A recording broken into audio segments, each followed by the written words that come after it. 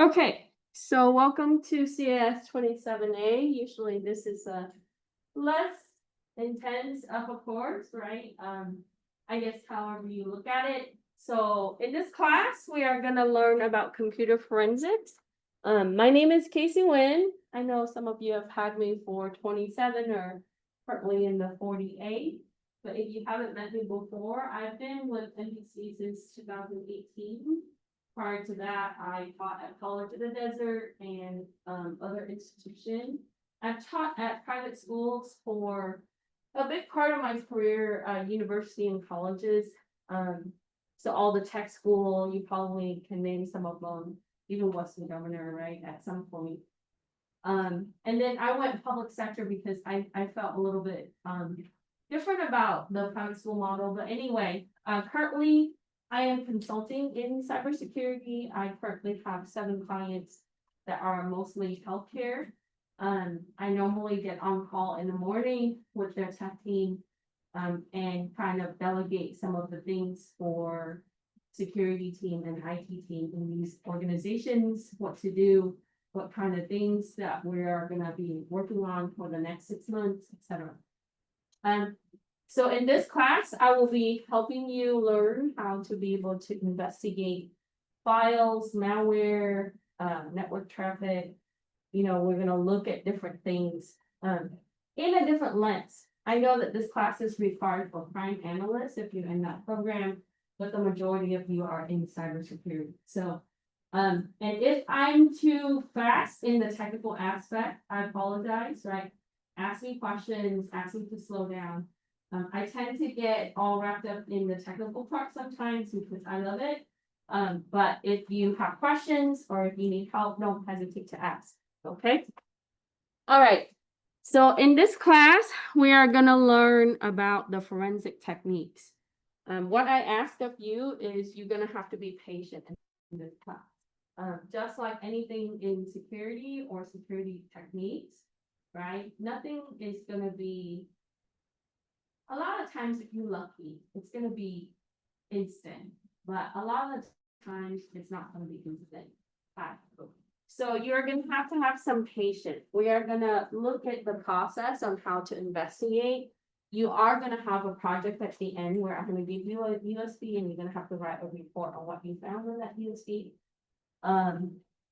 We're gonna understand the process and we're gonna review some of the concepts like operating system, right? Computer hardware, devices. It's RAM, especially RAM, right? That's because a lot of things exist on RAM.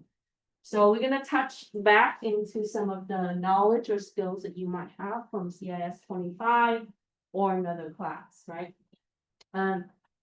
There's gonna be some analysis technique. So forensic is not made for everybody, and that's the truth, right? It looks very appealing for a lot of people. Computer forensic is difficult. Okay, I understand that. So give yourself some patience, and then when you go through it, have a different perspective into how you find things, okay? Because there's always alternate ways to look for things. Like if I don't have the solution A, I would go with solution B, right? There's not only one way to find things. Forensic is hard. This is why not a lot of people in the industry go for that, right? You have a small group of people that are specialized in it, but you need to know forensic if you're gonna go in cybersecurity, because if you do incident response, you have to find where that incident comes from, like malware, right? A rogue user, attacker, etc.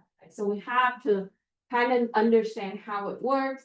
And if you love it, you can completely pursue a career in it. And that's definitely wonderful, right? I can refer you to some resources that you can get into if you want to do that. But we can just start with the basics. So we're gonna meet once a week in this class. The big part of the meeting is gonna be lecture because I want to talk about the concept. And then the last part of the session, we're gonna apply the concept, and that's how I teach. So you're gonna have some hands-on at the end. We're gonna try to finish the lab as much as we can. But as I said, it takes time, right? If you think about like a 2 GB USB, it takes hours to scan because the system has to read and report back to you, right? So, and we're gonna be using virtual machines, so it's not gonna be the fastest system, even though you have a really powerful computer here. So, we might have to bring the lab and continue it the next time, or you will likely have to work on it outside if you need to. So I want you to know that, okay? Any question? Okay, so here's the content of the class. The big part of the notes in the book, it really talks about like the procedures and the bigger picture. There's some part in the lab that we're gonna talk about the technical aspect of it, like what to do and how to do it. So we're gonna look at what is computer forensic, what kind of process do we have to be able to prepare for forensic. So if you're an incident responder in the security industry, likely that you're gonna need some forensic, right? Just like how you show up in the crime scene, you can't touch or modify anything, right? So you have to make sure that you properly secure things because you can contaminate evidence, especially if it's relating to criminal activities, right? Like if you're looking at like if you're working for the police department and if you're confiscating the computers, how do you do that? So we'll talk about the preparation process, the tools, the type of techniques that you're gonna be using, the types of technical tools. And then when you're carving file, you have to really understand file structure, right? Operating systems, so that's really helpful. Right. And then your storage, because all data exists on some form of storage, whether it's RAM or drives, right? USB or micro SD, that's the big thing right now. A lot of people are like, oh, I can just scan that image for the iPhone. Well, the scan might take you a couple of days just for the older iPhone, even the newer iPhone. So the more storage you have, the longer the scan's gonna be, but we have to understand the structure of your file and the different operating system that we're working with, right? And then we're gonna talk about like the different type of certifications that you could pursue, how a laboratory would be, and sometime if you're lucky to work in a clean room environment, which sometimes they have that if you're looking at like more on the forensic side for the police department or law enforcement, sometimes they will have that. There are a couple of labs that are specialized in this, like if you want them to do forensic for your drives or your phone or whatever, you bring it and drop it off with them and they will tell you how much they will charge. It's very expensive, right? So sometimes you would see that with the clean room environment. And then we'll look at different types of software. Cybersecurity is really relying on a lot of software tools, right? So the scanners that you use, the tools that you use, some are proprietary, is commercialized, you have to pay. Some you have to, some is free, right, open source. So in education, because for the sake of the cost, right, we're gonna use a lot of the open source one. But I choose the one that's pretty equivalent to what you see with the commercial product. And then I'll talk about some commercial product have certifications. So we'll touch on that. So if you want to, right, sometimes you have to for your job, you will have to get certification in that area. We'll talk about the hardware tools that you need, right, to be a forensic investigator. And then how to be able to go through and look at data acquisition. So we're gonna spend a few weeks in this area. But when you go through it, there's always data acquisition because that's where we want to find things, right? We want to be able to find things that have been deleted, right? Things that have is existent, etc. So we're gonna look at like different type of devices. So I'll have exercises for you to do that. And then we will use toolkits. I don't use DriveSpy and Access Data, but I use a comparable tool. And then we will talk about EnCase. This is a very common tool that the law enforcement prefer to use, and they do have a certification. Okay, we maybe more than halfway through, we'll look at email investigations. So we'll find things like, you know, you're looking at phishing email, where is that coming from? Or malware that's coming in email, or even fraudulent, right, harassment, things like that. So harassment cases could be sexual harassment or verbal harassment or virtual harassment, cyberbullying, a lot of those things, it comes back to forensic, right? You wanted to see who sends it, when they send it. All the email is traceable, right? You're gonna see all the servers in between, and we'll be able to find that. And then how it gets from point A to point B. We'll take a look at, some the rules and the regulations in the United States and other places. And then we'll get into graphic and image. And this is a fun area because as some of you probably have seen or heard, right, you can use tags. So whenever you take a picture on your iPhone or your Android, right, it geotags, because if you turn on your geolocation, right, it would be able to associate that picture where you take it on Earth, right, the coordinates.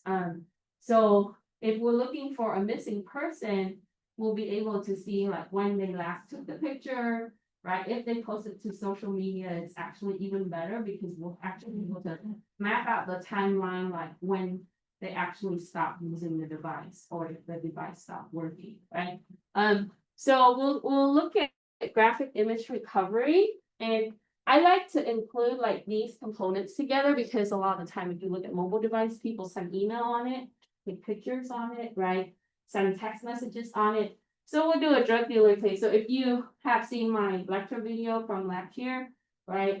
We'll take a look at like when they last had the drug deal, right? Who was the dealer, right? What kind of text messages they sent, and so on. Because a lot of time some drug dealers have to take a picture when they do that so they can get paid, and so on. So we'll do an exercise on that. And then we will have to write a report. Yes, writing is important in this area and in security. So you have to write a report because that's your moneymaker, right? Ultimately, what did you find, right? So, but in forensic, the more thorough you are on the report, the better it is, because some of these reports is going to go to court, and you don't want the attorney to question. So the more clear you are, more screenshots. Now, when you scan, you don't just scan with one tool, you have to scan with multiple tools to validate your result, right? Scientifically, if we can repeat the process with different tools and produce the same result with a small margin of error, that means it's accurate, okay?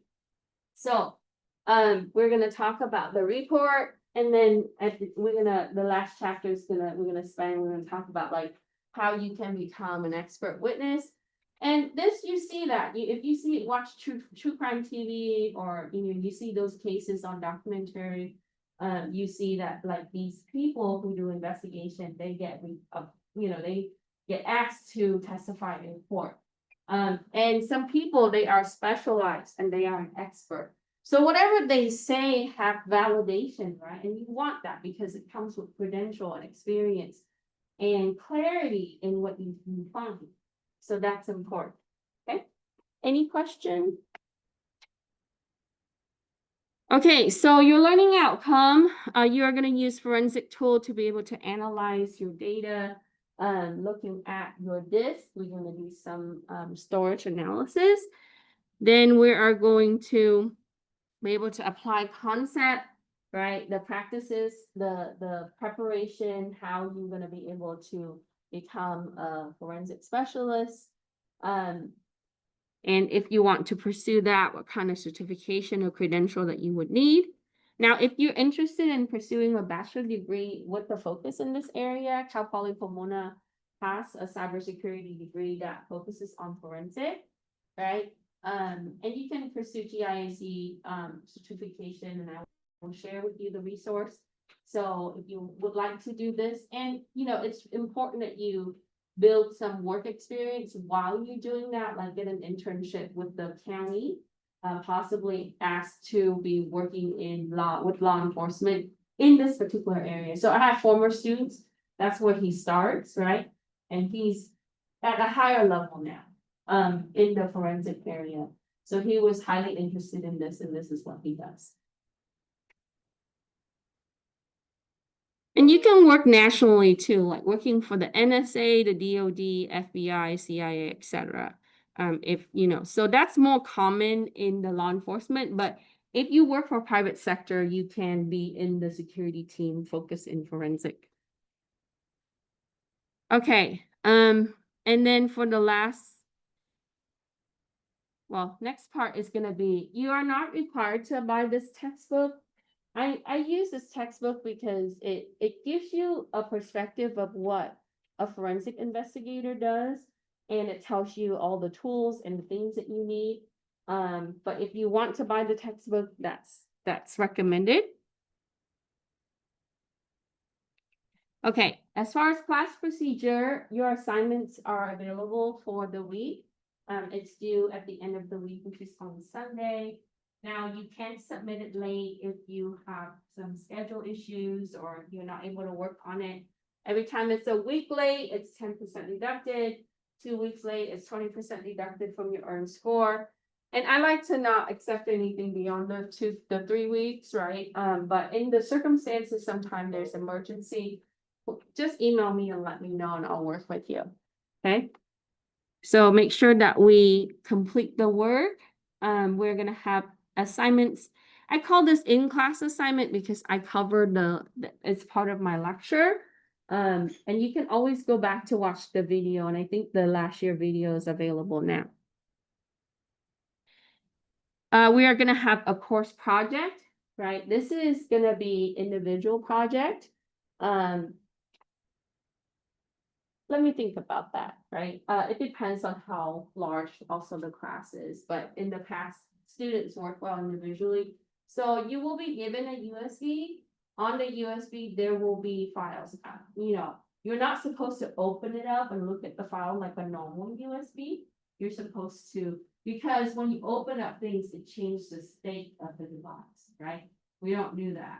So if you find a USB on the floor, do not plug it in and start opening because you don't know what's on it, right? So we are going to use the software tool to be able to examine what that is. So that software tool is going to override, right? So it's going to use a third level of analysis instead of opening it up, because when you open it up, it's going to change the state. You ever looked at the details of your file when it was last accessed, when it was last modified? We talked about the difference. Right? So we're gonna do a project, and then your output for your project is gonna be your report, and then you're gonna bring me back the USB. And I'm gonna try to use a smaller size USB so that way it doesn't take too long. So throughout the class, I'm gonna teach you techniques that you can use for your project, right? And I always have students at the end are like, what do I do here? And I was like, well, we did this part of the lab. So when we go through the lab, right, how to create an image from a drive storage, how to be able to parse files. So pay attention to those things because you're going to use it for your project. Okay. We are going to have a few quizzes in the class. They are very short, and there's going to be like quiz review game. Quiz, you have 3 attempts. The highest score from the 3 attempts is going to be reported, and it normally closes at the end of the week, which is on Sunday. We're only going to have 1 final exam. I don't give midterm because my project is like part of the, that's a requirement. So you're going to have a final exam and a project and some quizzes. Okay. Final exam, you are going to use lockdown browser. It's going to open on Canvas. It is multiple choice. So it would encompass all the things that we talked about, all the things that we have used, the things that we've learned throughout the class. So there's going to be a final review document. I recommend that you look at that a couple of weeks before you start your final and use it as a study guide. It's going to help you go back to day 1, which is today, all the way to the end of the course. And then that's going to help you prepare for your exam. You are going to have to install lockdown browser. I'm aware that lockdown browser is not very friendly with Chromebook. So if you have a Chromebook, try to see if you can use an iPad, or, you can always come to school, okay? The computer labs and humanities, they are open. I'm also here on final exam weeks, okay? I have office hours and regular time, so I will show up to the class even though there's no one here, right? So But I recommend if you want to set up your own time to do it, don't wait till 10 p.m. on the last day to do it. It's likely that you're not going to finish. Okay. No problem. Okay, so we talked about lockdown browser. I don't allow late project and final exam, right? I emphasize this in all my classes. It's important that you meet deadline because the industry is that, right? If you don't meet deadline, it's impossible to keep that job, okay? So for the project, I'm gonna give you the requirement weeks in advance, at least a month plus, right? 6 to 4 weeks in advance. And you are going to be able to have time to work on it. Like again, I'm gonna emphasize this, and I tell this to all my classes, including my programming class, do not wait till the last week or the last few days to do it. You will not get done, right? And it's very stressful because you have finals and other things. So make sure that you start on it early. So no late exam, no late project. Extra credit will be available through quiz review game, or we're gonna have security summit because fall is when you got the cybersecurity month, which is like October, and then a lot of people are organizing events in November. So I will share those opportunity, and if you attend, you can get extra credit. It's really good to, jobs is about who you know these days, right? So it's good to kind of meet people in the industry. And don't be afraid, say, hey, hi, introduce yourself, tell them you're a student, you're studying cybersecurity, you're excited about the industry. And then ask them for information, contact LinkedIn, right? That's gonna help you network and be able to get jobs in the field. So that's important. No late extra credit's gonna be allowed if you're gonna have many opportunities. So make sure that if you want to do extra credit, do it and check the due date. My grading uses the standard college policy, no minuses or plus, right? And the breakdown is right there. Your homework assignment, there will be like maybe a couple homework assignment that's gonna be 15% of your grade. Your quizzes is gonna be 10% of your grade. Your in-class assignment starting today, that's gonna be 20% of your grade. That will be like your question and answers for your lecture. And then participation in class. Lab exercises gonna be 20% of your grade. Our project is gonna be 15% of your grade, and final exam is gonna be 20% of your grade. Look, if you don't do a project, just expect that your grade's gonna drop at least one letter grade. Okay, so if you're at the cusp of passing and not passing, I would encourage you to do the project and complete the project, right? And then if you are tied up with all the other classes, at least attempt the project, okay? So I recommend that. A lot of the students, they just disregard the project and then they ask me why are they getting a lower grade? It's because this is 15% and it depends where they are in the grading scale, okay? Any questions? Okay, let's talk about attendance participations and basically just policy in general. I do reserve to drop a student if I don't see the student communicating with me or attending class.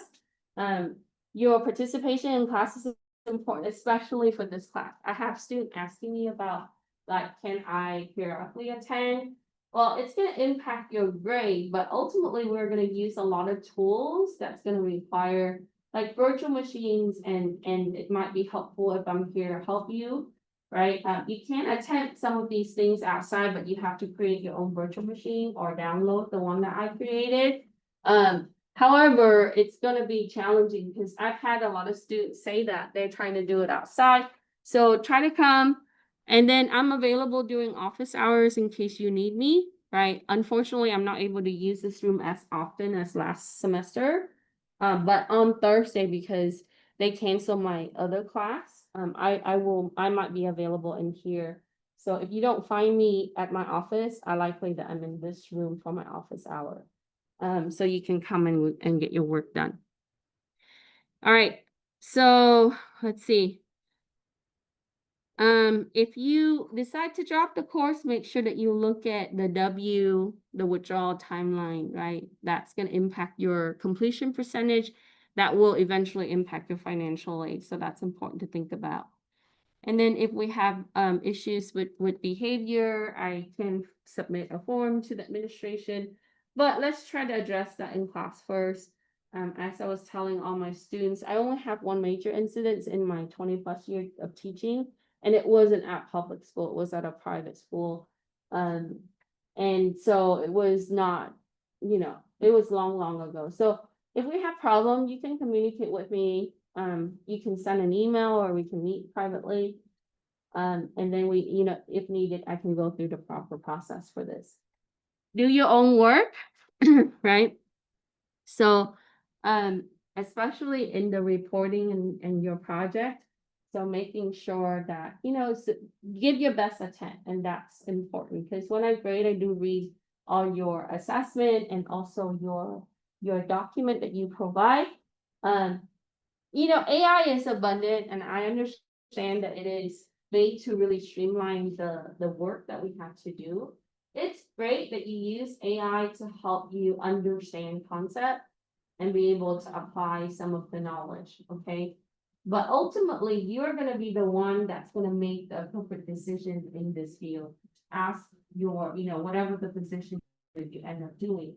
So it's important to only use it as a tool, and as you know, it's not 100% accurate, but it's a good support system. I agree, right? Because I use it too.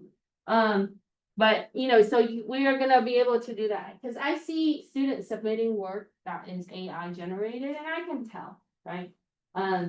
And so just be mindful of that. University, they take this very seriously, right? And so it's definitely immediate exposure in the case, and I address that in all my classes. So making sure that we do our own work. Okay, if you need accommodation for MVC courses, you need to visit MVC ARC, Accessibility Resource Center. If you take classes at RCC or Norco, right, you will have to visit their facility to request accommodation. So for this class, you can go to arc@nbc.edu, or you can call, you can pop into their Zoom. How will happen is they will send me an accommodation letter, and then based on that letter, I will meet the accommodation, like extra time for quizzes, right? If the student needs a note taker, they can provide that, etc. So make sure that if you need it, you can go ahead and contact them and we can utilize the resource. Here's my contact information. If you call this number, it's going to go to my desk. I'm there during my office hours. And it does send me the email for the voicemail. The best way to reach me is via Canvas message or email. I do respond quickly. And my normal policy is 24 hours. So if you have questions or concern, you want to make an appointment, you can send me an email or a Canvas message. Here's my office hours. It's kind of like last semester if you had me, but it's slightly changed a little bit now that I'm teaching on Friday. So Monday and Wednesday, I'm here 3:30 to 5 p.m. So right before class, about 10-15 minutes, I'm usually walking in the room. You can also pop into Zoom. Or on Tuesday, I'm virtual only, 4:30 to 5:30, only because I have crazy meetings on Tuesday, like for obligations as a faculty. So, and this is for my online class for most part, but you can pop in if you need to. And then on Thursday, I'm on campus from 4 to 5 p.m. So in the case, if you need help or if you want to make up some work, that's a good time to do that because I'm pretty sure this room is not being used at 5. So we can probably utilize the room if you need to make up some work. And then if this can't work for you, send me an email or a message and we can make an appointment. Okay. So I have 24 hours to respond to you, or if not, promptly. So if you have questions, do not hesitate to contact me. Okay. Any question regarding syllabus? Yeah. Since the textbook that's optional, is that available at the library? No. Right now, not. What I can do is I can probably ask for an instructor copy from the publisher. Guarantee sometime they will be able to give me that. If I can get it, I'll put it in the library, or I can have the library order it. Sure. Yeah, it might not be right away, but it could be maybe a couple weeks from now, because school process takes a little bit of time. But I will ask Debbie. Okay, good question. Other questions? Okay, so with that, what we will do is, let me see, let's come back to our course. And you can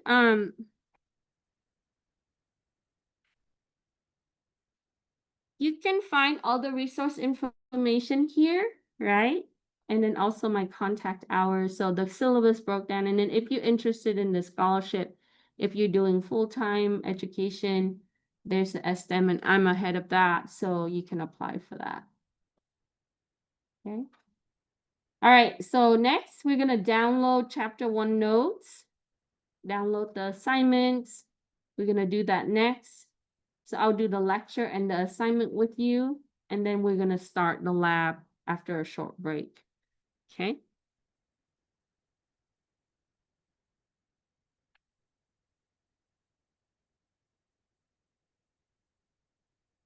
Let me close my syllabus. Okay, so Unit 1 kind of give you an overview of what is computer forensic, right? A lot of people think of computer forensic as something that they see in the show or TV or on YouTube. But it's really a way to recover or analyze some form of digital information, whether it's a file or an image, right?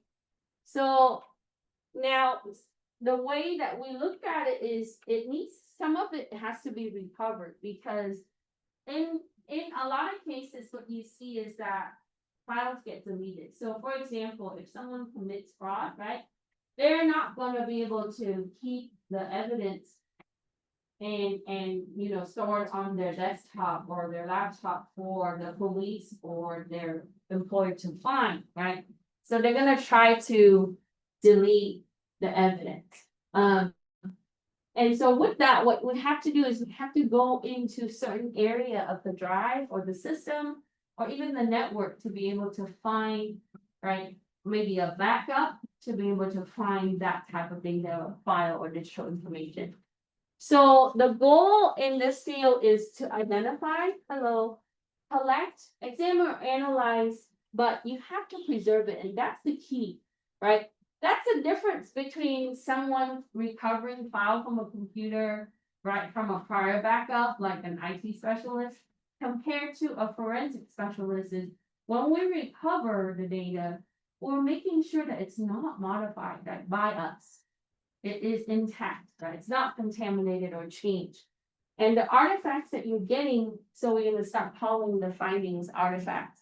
The artifact that you're going to get, you're going to document that, and you're going to validate it and verify it.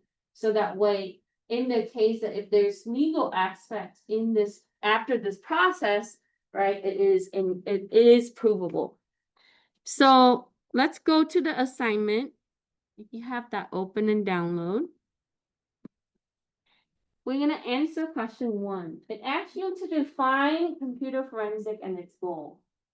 So based on the notes, and you can find the assignment, right, in the module 1. So log into your Canvas, go to this assignment right here. It says chapter 1.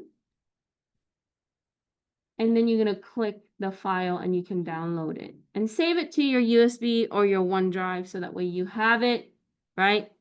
Because making sure that when you add the answer, save the document accordingly, right? We don't want to turn in the blank document. Okay, so we want to define digital forensic and its goal. So 1, it is a division of forensic. It's specialized in computing system, right? And it is used to recover and analyze data that has been recovered from a digital devices. Okay, so it involves recovery and analysis of data from devices. And you don't have to put verbatim. You can summarize the answer, right? And our goal is to first identify So identify is just to determine, right, what kind of files, what kind of things we are gonna recover, we're gonna find, right? So then after that, we're gonna collect. Now, some stuff will be raw, right? Some stuff will not. Like, for example, you might try to recover some images, but it might not be the entire images, right? It might be information about an image. And then we're gonna be able to examine the data that we found, right? And then put it on the report. That's important. We're gonna say that we found, let's say 54 files, and what kind of files they are, when they were created, when were they modified, and sometimes you have to specify like who accessed the file, who modified the file, right? Depending on the case. So, but in the process, we're gonna make sure that there's integrity. What does that mean? Integrity really means that the file that you intend to get has not been modified by you or anyone else in the process, okay? So let's say that if I come to get this computer right now, right, for some kind of investigation, whatever that's in it, when I go in and find the artifacts, I don't change the state of the system or the file, right? Everything in it is supposed to be in its entirety. And it requires tools and techniques. And so once we find the artifacts, we're going to go through the analysis, like I said. In some case, we're going to use the artifacts to prove or disprove whatever that the case might be. It could be an accusation for a crime, right? You have to keep a neutral perspective when you do this, right? I know that we might come with a lot of technical knowledge, and that can also generate bias. So you want to make sure that you have a neutral perspective before. So whatever that the result will provide, that's going to give us whether it's guilty or not guilty, right? Prove or disprove.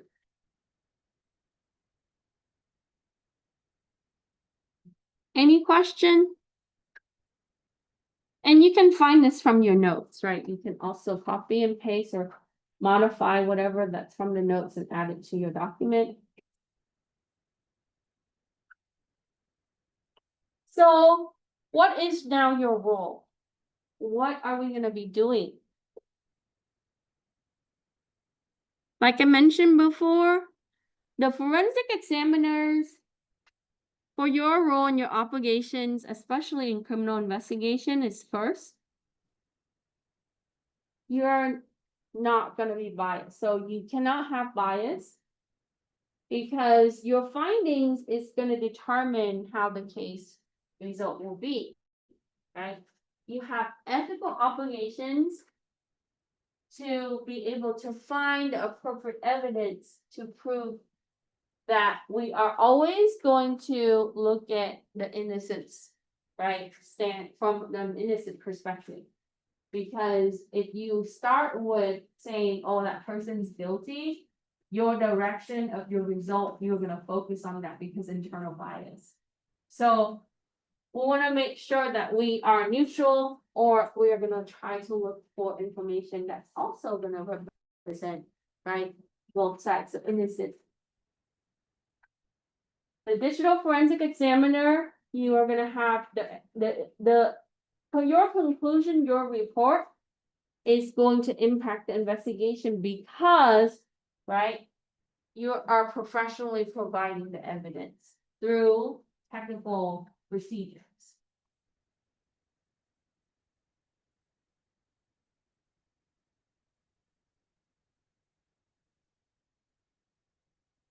Any questions?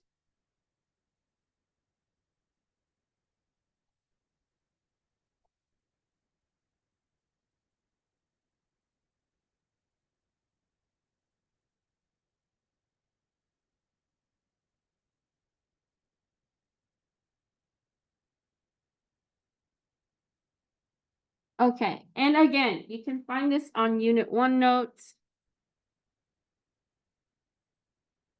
So you can go back, look at the notes.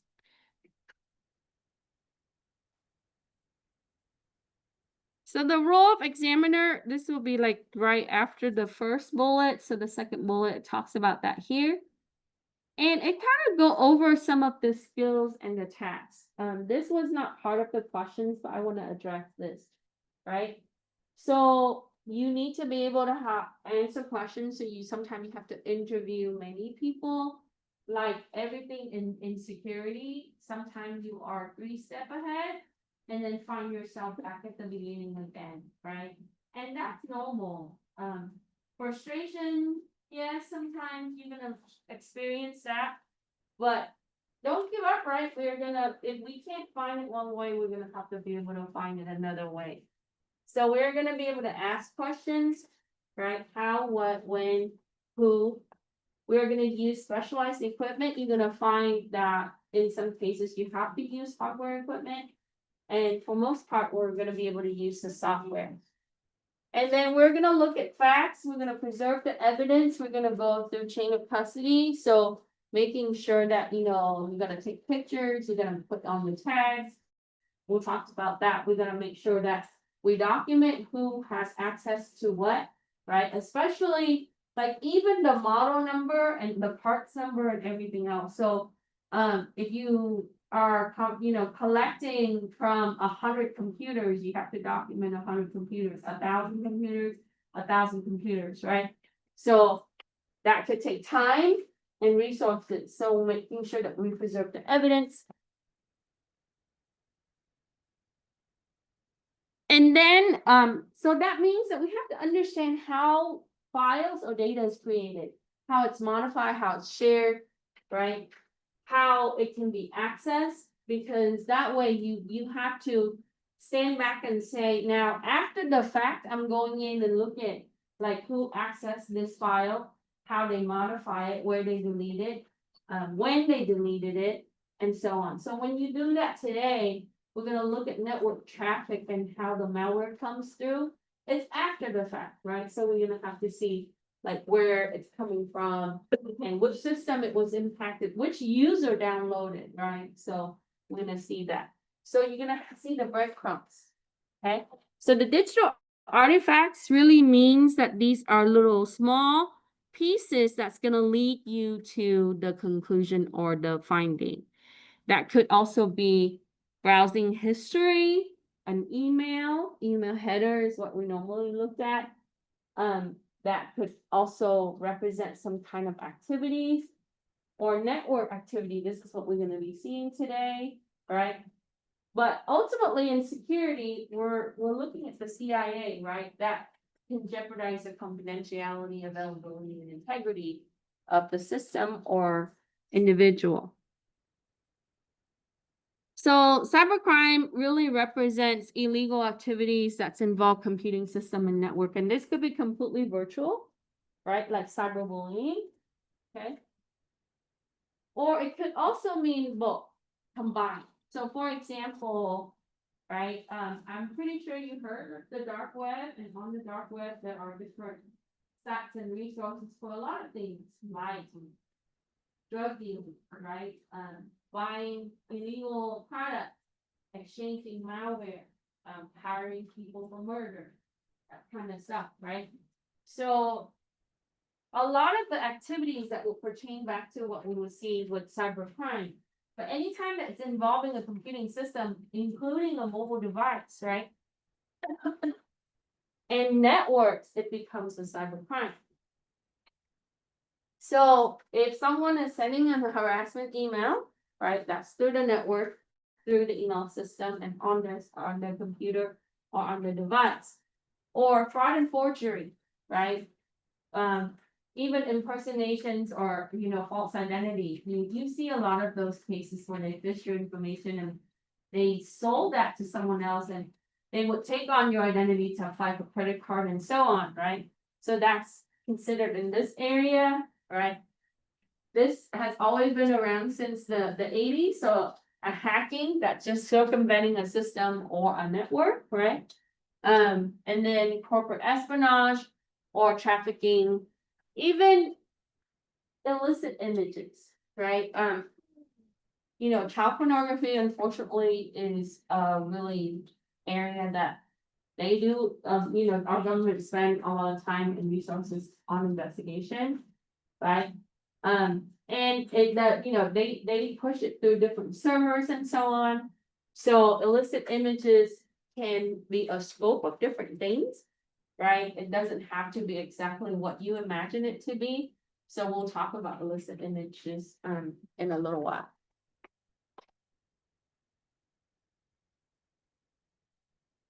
Okay, so here are some of the different roles that you can take, first responder. So if you're applying or you're looking into the jobs for this area, you might see the title that's related to this, right? So it gives you the breakdown of what kind of activities or tasks that these individuals would take on. Okay. So let's talk about 3. We already talked about 2. So describe some of the required skills and tasks of a forensic examiner. So when you go into that section, after the first responder, you're gonna see the examiner role, right? You need to make sure that you ask questions, right? So you have to have some people skills. You need to make sure that you report or write down or ask permission to report the answer to your questions. And the more questions you ask, right, the more details you're gonna be able to implement into your report. And also it's gonna help you find things easier, I believe.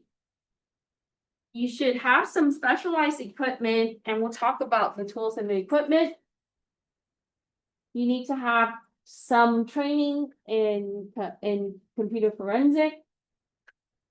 And you need to make sure that you examine the facts and the circumstances presented. And we want to focus, right, into reaching accurate results. That's important. Okay, because you guys know, right, just like how when you're searching or researching online, you can go down the rabbit hole and like, oh, wait, that's cool. I'm gonna start looking into this, right? So we want to really look at the goal. What are we trying to find? We want to focus on that, even though you might find additional things. So the rule of ethics and security is if your scope is A to B, you're gonna stick to that scope, even if you see C, D, F, G, right? When you know, and this is for ethical hacking and forensic, sometimes you are gonna be privileged to see a lot more than it's intended, right? But stick with your scope because that's what you asked to do, right? That's important. So we're gonna make sure that we are reaching accurate conclusions based on what we asked. And then preserve your evidence. Maintain chain of custody. That means that we're gonna document, right? Who has access to the evidence when, right? We're gonna properly document that, take pictures, put down the date and time. So we'll go through the process and then present that to, so if you work for private sector and if it's not like a legal thing, right, you're just gonna present that to your administrator or your supervisor or your team. But if it's criminal related, it's gonna be court.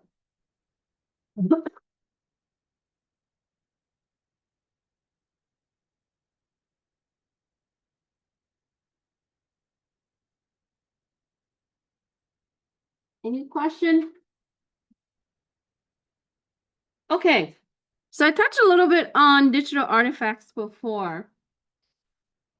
So what does it mean when we are gathering or finding digital artifacts in your computer investigation? Factual events. Some software is really, really good at giving you the timeline map, right? It's gonna pull all the information, all the findings, and it's gonna map it for you. For example, from email headers, it's gonna say that, oh, so-and-so sent this on this time, and this person is going to access this file. downloaded, etc., right? So that's gonna give us the factual events, right? Who accessed, what was accessed, what was modified, what was sent, what was received. The object would pertain to files, right? Data, emails, or even container of files, and activities. And this is going to help you identify who, right, is conducting the illegal activity. So when you're getting a malware, that's an illegal activity. Someone has sent or, now the person who downloaded the malware, likely that they're violating internal policy, right? But from a security standpoint, we should do a better job of protecting the user, right? So they could be visiting one of those, the website that distributing malware, and they didn't know that. So there's a lack of education on our end. However, right, our system should be able to scan and prevent the malware, but you actually know only about 60% of the malware is really identified in your anti-malware system. So the about 40 to 50% is still in existence, but we might not even know they're malware, right? So if we're relying on the anti-malware tool completely, we're not 100% safe. However, right, so the user needs to be aware, and we need to do a better job of educating them. Okay, so identifying whoever that's conducting the illegal activity. So when we're looking at fraudulent activity, usually there's like a timeline in that process, right? It could be through email, text messages. It could be that they're transferring funds into, like a Sledge account, etc. So I probably told some of you this story already. Long ago, one of my job was to look at browsing history, like monitoring the user's internet activity. And I want to say this is like maybe early 2000. I didn't really like my role, but that was given to me. And throughout the time, like maybe a few months in, everybody, people are shopping at work. And at the company I was working for, they didn't like that, right? But they're gonna have to accept it. So usually I have to monitor and then talk to the network team and say, we need to block this website, because they're on it too long. But now, like a lot of the times, okay. But anyways, a few months in, I was looking at someone's browsing history, and he was looking at child pornography at work. Right. Immediately, I contacted my supervisor and the people that I work with, and then the security team came in and went to his office. So he had his blind, because his office was fully glass. He was like higher up. And his desk was, if you walk by the glass wall, you could see whatever that he's seeing on the screen. And I noticed that whenever that I was walking through to my office, his blind is always closed, right? But people close their blind for privacy, who cares, right? But anyways, at a certain time in the day, I want to say between 2 and 4 p.m. is when he would go to this website, right? And then I started digging more into it. What is this website and so on? So it's basically a server that is providing access to that type of images and videos. And yeah, he was fired immediately, and then we had to contact law enforcement and so on. So sometimes that could be that kind of activity, but it might not be that drastic or even more severe, right? Any question? Okay, so I'm gonna move 4 down because some of you might be working on that. To the next page. And then move 5 up. Okay, so let's give a few examples of cybercrime.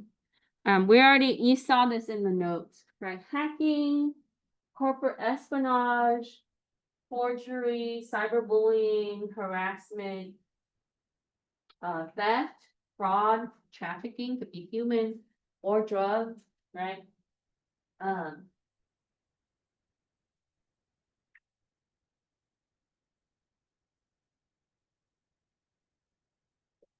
I was reading the other day, there was some government employee in California working for, I wanna say utility company in general. They had requested $25,000 to modify their office at their work, right? And it turns out that they were using that money to build a full-blown apartment, convert their office into a full-blown apartment. And they were living there, and the picture and the video had shown the apartment, and it was like a luxury apartment, so it was more than $25,000 that they were funneling out of state money, right?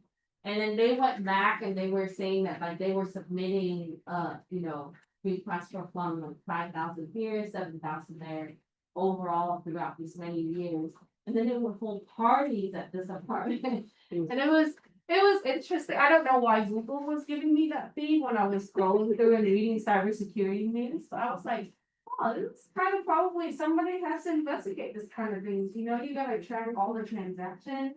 Yeah. And then it turns out that like the supervisor was partnering up with, a couple other people on his team, and they immediately got fired. But anyway, that's funny. Okay. So the role of the cybercrime investigation and what would you want to pursue? So you can go to page 2 and page 3 of your notes, and then you can decide which one would be more suitable for you, right? So before we answer the next question, I'm going to point that out for you. So do you want to be a first responder? This is tend to be for a lot of, if you apply to be like a cybersecurity specialist, right? They usually would ask for you to be able to have incident response skills. So the first responder will probably likely be in your area. And then if you want to go a little bit higher up, that will be your investigator, right? And I think a lot of the cybersecurity analysts operate in this area. We have to investigate a lot of things in general. But the first responder, what they do is they do more of the basic asking. It's like, how when you watch crime TV or a cop show, whatever, the police officer that shows up on the scene, that's the first responder. They kind of tape out all the area, like do not touch, right? Tell everybody to go away.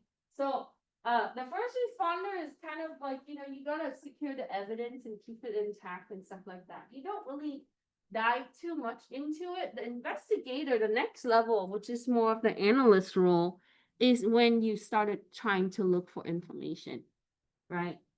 You're gonna take charge of the scene. You're gonna say, you know what? Now I got it. I'm gonna take over, right? I'm gonna go through the process of documenting who did what and what system was used.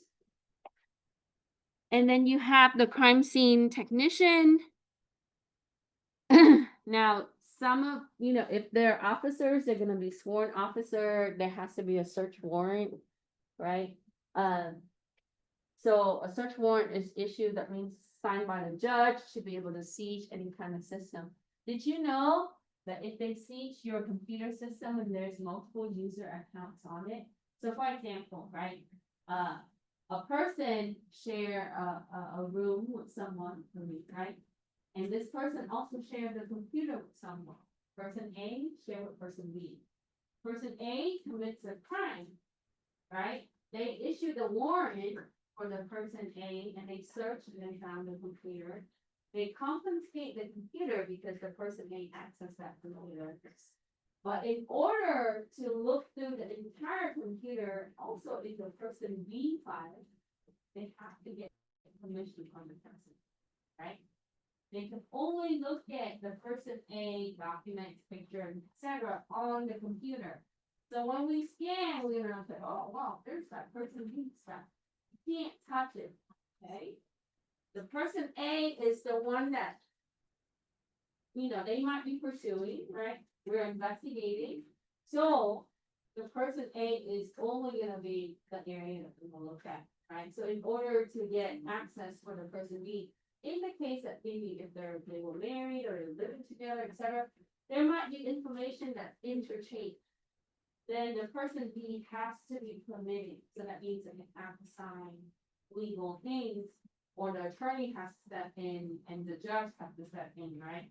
But if they say no, you cannot open up the person's name. And even if you scan, you see it, you cannot document, you cannot look into it. Okay.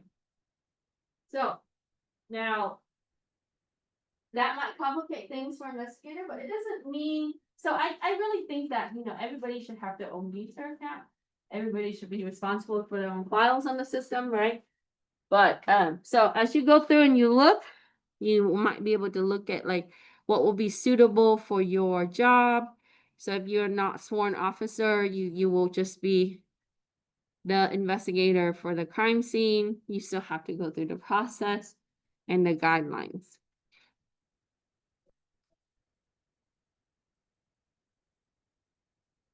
Okay, so we can pick one that we like and then we can put it there. All right, number 7. In the United States, what will be considered an illegal implicit image, right?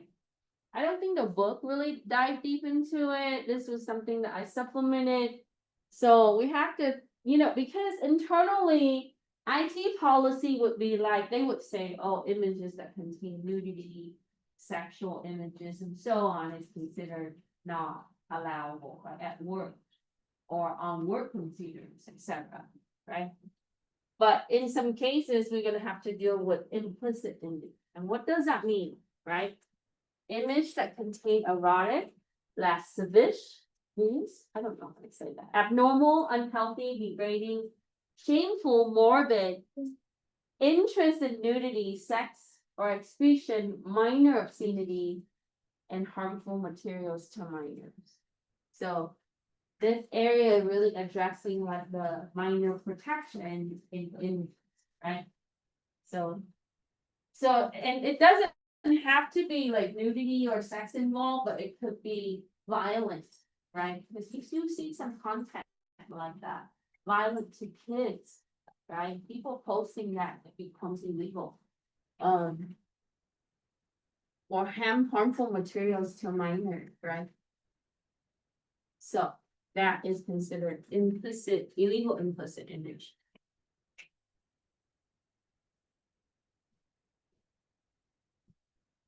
Okay, so kind of go through and break down a little bit of a harassment case. And this is more common in corporate environment. So a harassment case has been filed to the local police department.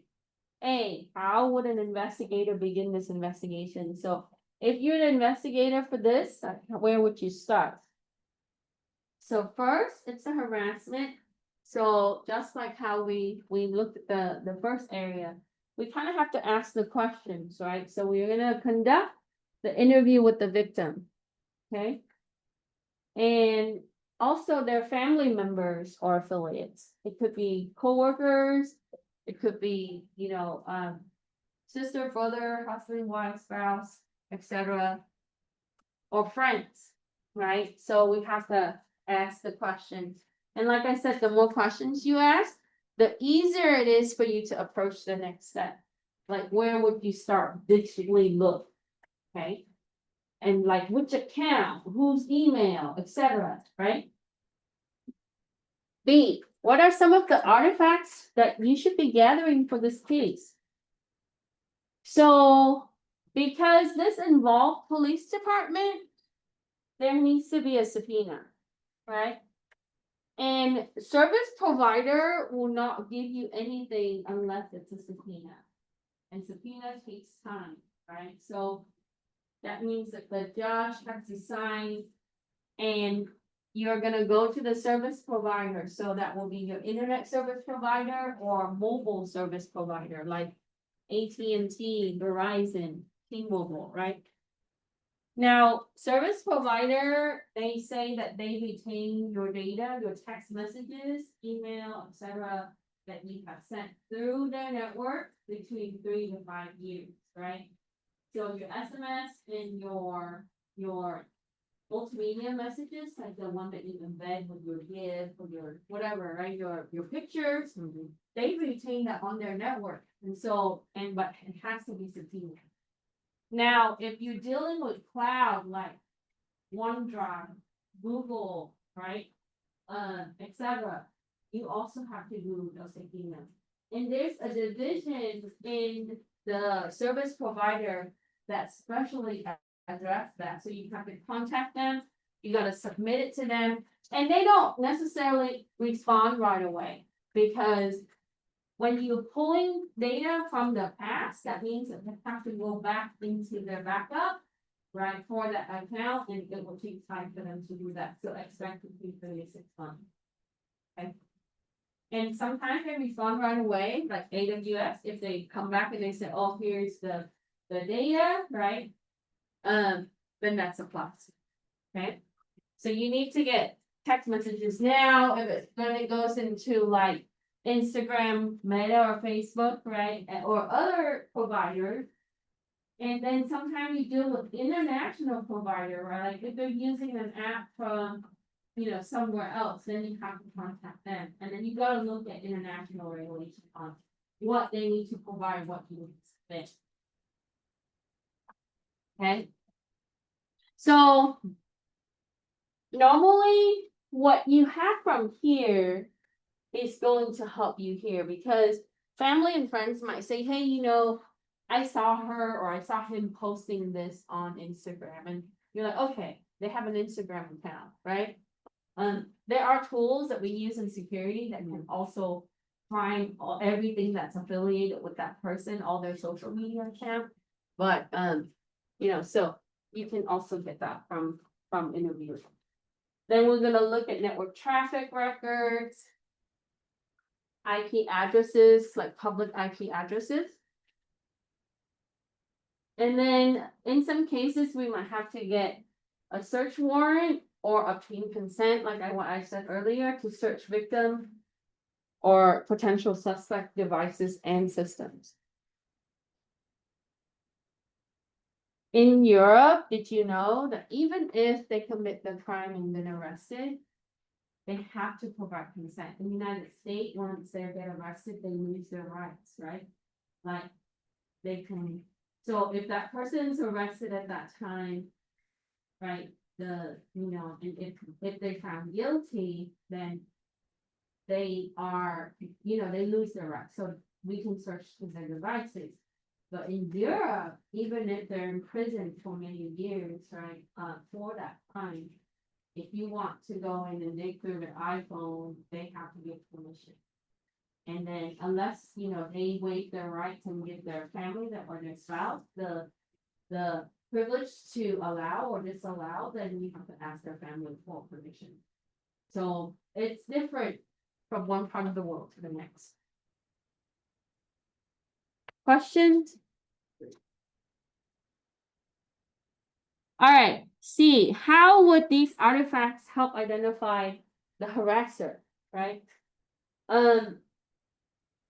All of the information that you kind of get, the artifacts, right, the data, the text messages that can implicate the identity of the harasser. Remember that we don't always look at the accused as the accused, right? We always look at artifacts is going to give us indications or implications of the, because there's always someone that can disprove you, that there's not 100%, right?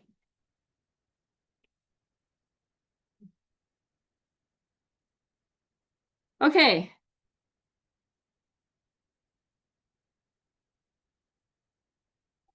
So I'm gonna tell you this now. You're gonna learn cool stuff and you're gonna find things. You're like, oh, I can do this, right? You tell people, people are gonna say, hey, why don't you look into my girlfriend's phone? Say no, okay? If it's illegal without her consent, definitely gonna land you in jail if she reports it to the police, right? If they vote, if she, the owner of the device, allows you, make sure you have it in writing and have a witness. Like record a video, say you permit me to do this at this time, sign here, right? Because you never know, right? Because sometimes when you find additional things and you tell them they don't like it, right? They will report you, and then, you don't want to, no good deed goes unpunished. I've seen many cases like that already, so I'm gonna tell you that now. Okay, 9. Provide an example of a criminal conspiracy, right? So, this is an example that I just want to share, but you can probably think of another example. A spouse conspires with a boyfriend or a girlfriend to commit a crime against another spouse. And you see this a lot with like the murder cases, the documentaries on Netflix or whatever, right? So that's normal, right? Sometimes it could be coworker conspire against another coworker. That could lead to like, cyberbullying or harassment at work, fraudulent activity, and so on. So based on this example, what kind of digital evidence we can find, right? Internet of Things app devices, like your car, right? Your car has a lot of information because where you are in the world, when you're streaming your Spotify or whatever, while you're driving, it will tell us, right? If you use OnStar, OnStar, they know where you are on Earth. So those are the IoT apps. Your Google Map apps, right? Search for, because if you're looking at conspiration, like if they conspire against each other, they use internet search for things, right? If it's murder, you're already probably seeing like a lot of cases like this. They'll search for like murder weapons, chemicals, etc. So browsing history is also critical. But IoT app services is important to look at. Social media, email. And then your mobile phone services, like I said, right before, if we want to look at that, we have to subpoena. And we have to sometimes ask permissions. Vehicle, GPS, web activities, like browsing history. So if someone delete browsing history, do you think that we can find them? Yes. Yes. A lot of things exist on RAM, and things storage don't override immediately. It might be like over time the area, so the slack area we can find. Okay, network traffic. So we can see text messages, email, right? GPS data, images on the devices and system. Surveillance video is also good to look at. I think a lot of times, like when they map out the murder cases, if you see, right, from text messages to email to social media to then images on the device, and then sometimes they would find like the police will find like surveillance video, like when they come and go in the car, because a lot of time people have security camera.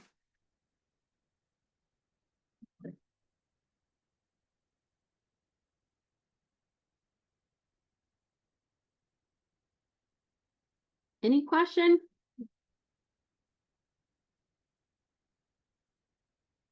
So when you investigate, you think about these things. So ask yourself, what am I going to look for? Right? And that's going to help you. Where do you start? Right? What system to start with? What software to start with?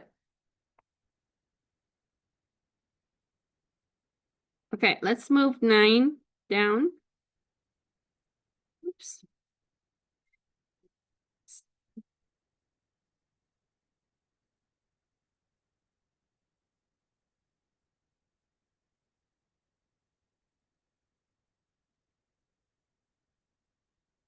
Okay, so for 10,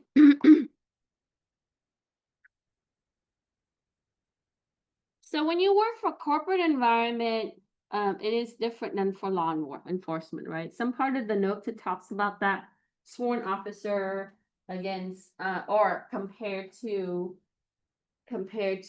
just a regular investigator in a business or in an organization. So if for a corporate digital investigator, you still acquire the evidence, you still analyze the evidence, you still present your evidence, but you would present your evidence in administrative proceeding. It could be in front of the board, right? Or a group of administrators. And then if it impacts legal or it has legal impact, then you would then present that to law enforcement. And testify in court. But they don't have to investigate the crime where the person is hurt or murdered, right?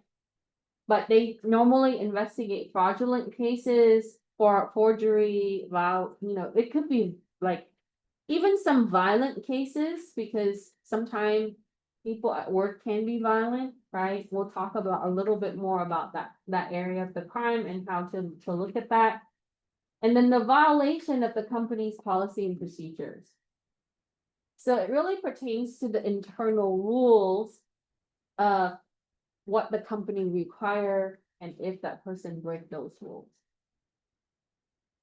Corporate espionage or theft, right? That's very popular but theft can be grand theft, right? Or can be, so it could be small, it could be large. Depends. A lot of the time, corporate would pursue things that would worth their legal fees. So if it's large enough, they'll pursue that. If it's small enough, but small theft over time can be a lot. And this is what you see in retail right now, that they lock up everything if you go to Target or Walmart, because small theft adds up, right? So what you see is, even if they have people following customer around, that might not be enough, right? Because or even if you have surveillance camera, that just deters. But internal employee theft is probably big. It could be that they're stealing expensive equipment, right? Or resources, or shipment.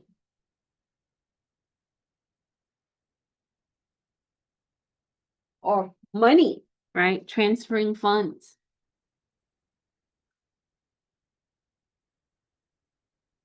Okay.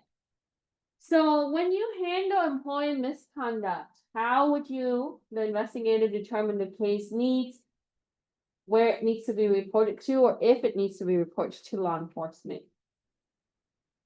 So we have to look at the law itself, right? Where you are, because sometimes you have state and then you have federal law. What would be considered, violating the law? Is there a law for it, right? So if the activity is violating the law, the investigator must consult the legal team. So first, if you work for corporate, you need to talk to their lawyers first before you do anything else, right? And then you would then report, because of public relation of their PR, sometimes they don't want things to be reported immediately. Okay, so make sure that you consult the legal team inside first and then ask the executive on how to handle it. Okay. And then you have to look at the local jurisdiction, like what I said, right? Because some state would have unique laws, right? Some state would allow certain things and not allow certain.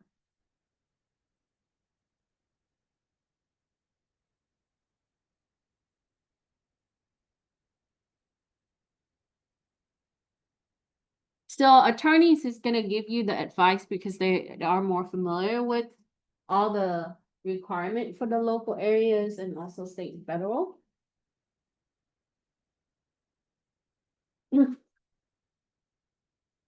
Okay, so we talked about corporate espionage quite a bit so far. I kind of wanted to use this opportunity to break it down, because you hear that in cybersecurity all the time, like, it's corporate espionage, right? What is it? So here's some of the scenario of what would be considered corporate espionage.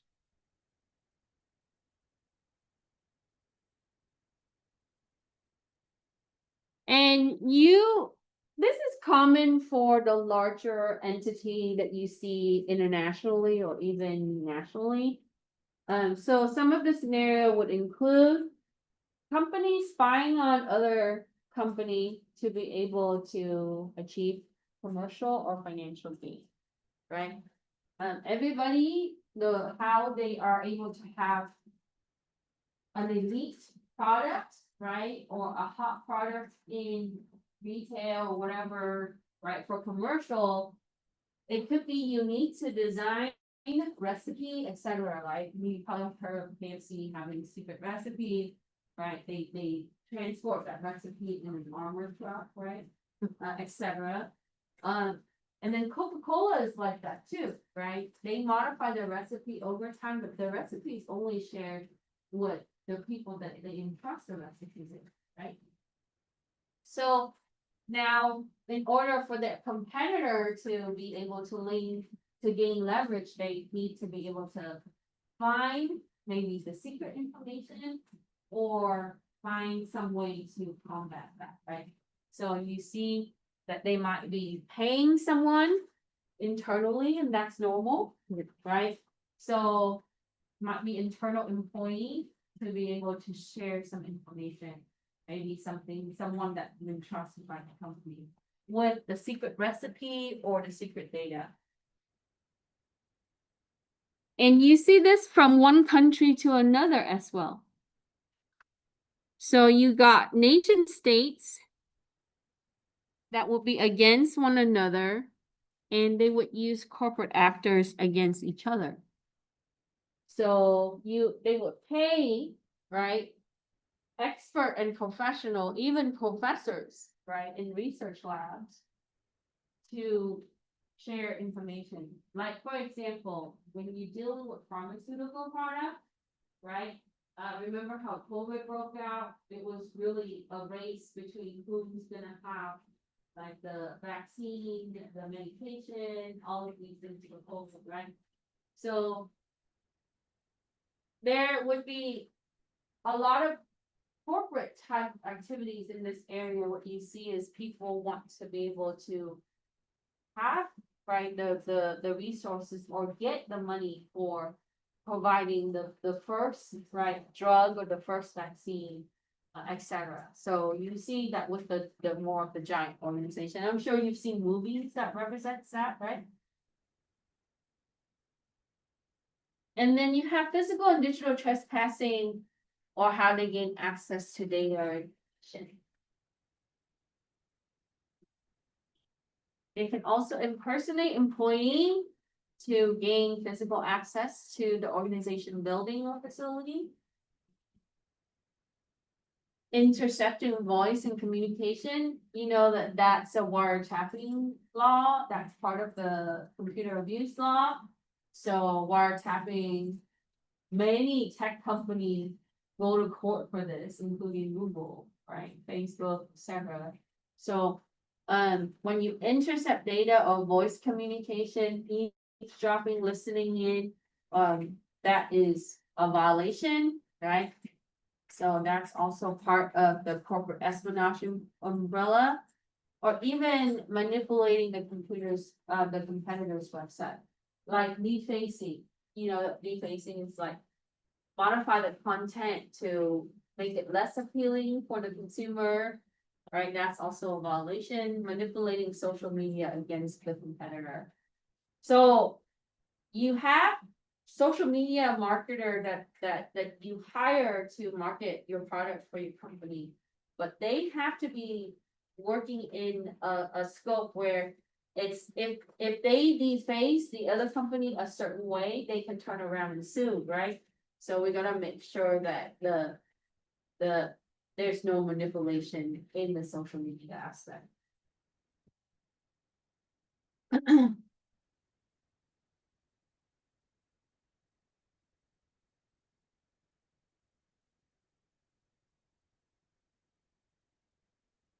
So this kind of come back to what we look at from a cybersecurity perspective, right? Access control. Access control is an important area in our, right? It really is a way that we can better protect our system resources, our data, our users. But access control is important in corporate and investigation in general because it really represents the protection of the system that holds information like your network traffic, right? So when you're looking at your network appliances, so if I want to investigate how and what comes into my network, right? I have to pull the data from the network sniffer, right, or my SIEM, which monitor what comes in and comes out, right? It's kind of like the border patrol of the country, right? It knows who leaves and who comes, right? So you can go to the network appliances like the router, the firewall, right? To look at its content, its logs, it's gonna see like who you're gonna be able to have a record of what type of packets come in and who sends that. And then we can look at the processes in the application, and this comes back to your OS, right? So when you press Control-Alt-Delete on Windows, right? When you go and look at your system information, your processes, and in Linux, we can look at the process and the process ID. Every application requires some kind of processes, right? So because the processor execute, right, these activities for the application, some application would have more processes than one. So if you have like Word, Excel, right, or even Chrome open, on Windows, it's gonna say Chrome EXE, but when you open that, you're gonna see all the processes within. And process, store information and queue account goes back to handle the task in RAM, right? Once it's done, it's gonna flush that out. So if an application is no longer used, it's gonna get rid of that information because RAM is volatile. It's gonna dump all of that out, right? So we're gonna look at process for application, your system log, so your syslog here. And system log is gonna tell you more on, the overall system activity. It could be related to files, it could be related to application. So, and then the services and the connectivity kind of coming back to your network. So in Windows, you can type services, right? And the services console is gonna open up. And you can see what services are running on that system, right? But we don't open up the system of, let's say you investigating the system of a criminal, we don't open it up and look at it that way, right? We're gonna take an image of it, right? A duplicate image of it, and we're gonna examine the image and sometimes a duplicate of that, right? Because when you open up and type services and look at the services, you're changing the state of that system, okay? And then we're gonna look at the file permissions, who has access to the files, and its status.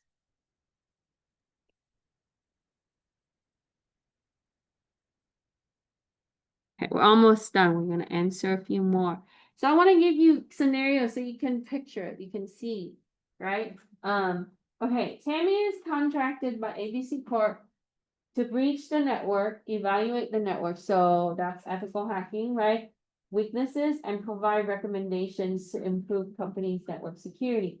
What type of hacker is Tammy, right? So now they got a whole new scope of, traditionally there's just a white hat, right?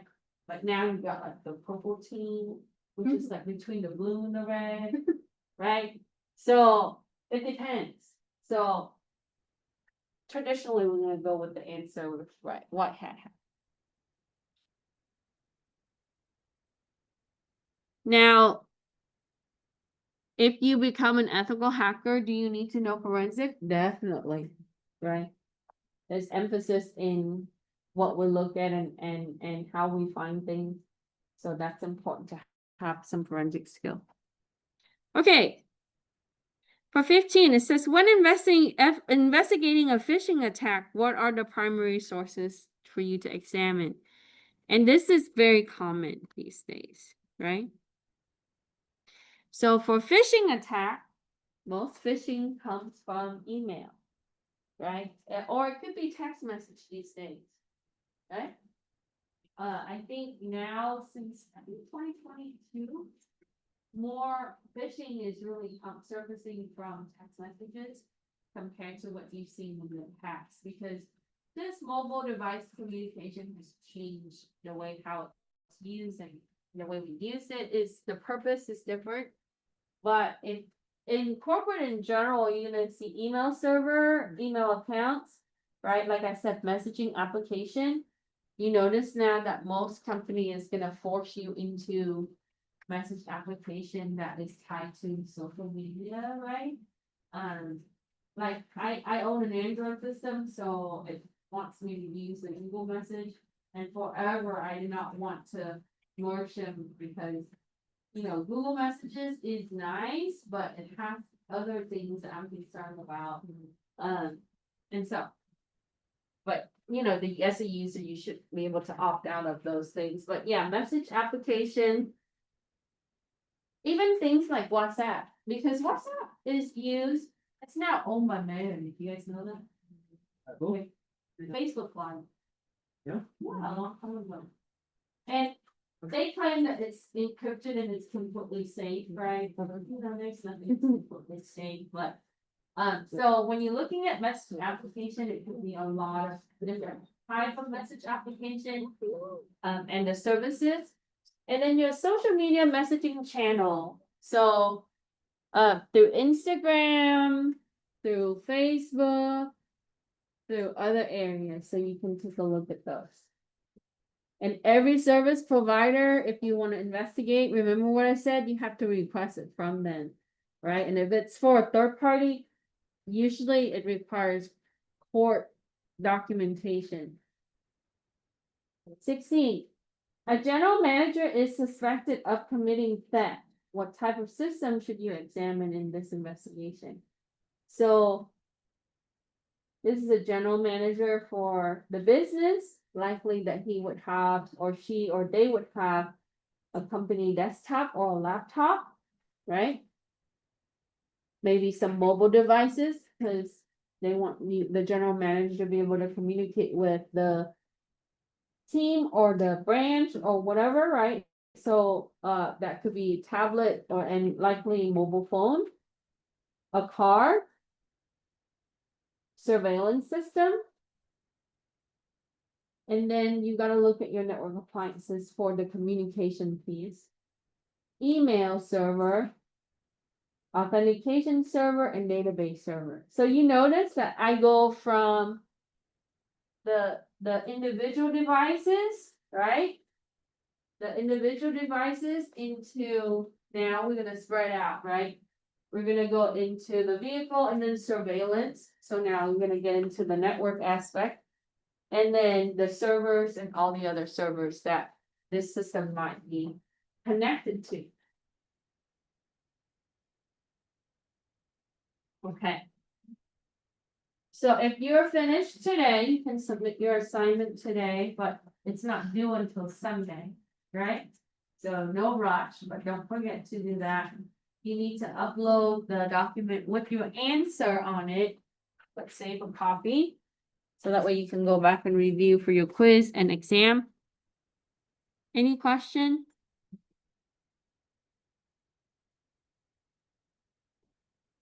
Okay. So before we take a break, I'm gonna give you guys a little break. Bathroom or snacks, water. We're gonna work on lap 1 when we come back from break. You are going to need one of these drives, right? Do not follow the instruction on the lab, right? Don't open the virtual machine on the drive, but copy the folder onto your desktop. Because if you do that on the drive, it modifies the actual virtual machine for the next student that's using that drive. It could be you, right? And then in the case that if you corrupt that, you're gonna spend a little bit more time and have to copy you the new folder, which takes up time for you, right? But if you have problem or challenges accessing it, let me know, call me over, I'll help you. It's not the end of the world, right? And if virtual machine is new for you and it's difficult, it's gonna get easier the next time you use it, and I promise. I know some of you in here, you can vouch, right? Some of you are like, what is that, right? The first week, the first day last semester, but then when you use it again, it's gonna be easier. So we're gonna repeatedly using the virtual machine because it is safer than using their computer and you don't have the privilege at that level. We can't install things, right? The things that we look at today has malware, so do not use it on your computer, right? If you're doing this from home, don't do it on your computer because you will get ice, okay? You don't want Trojan ice, they're gonna take your credential and send it elsewhere, right? You want to be able to delete the virtual machine and get rid of it, right? So that's what we want. We want to use it in a safe location. Okay, all right, let's take a 10-minute break. I'm gonna stop the video and I'll re-record for the lab. And when we come back, we'll also take attendance.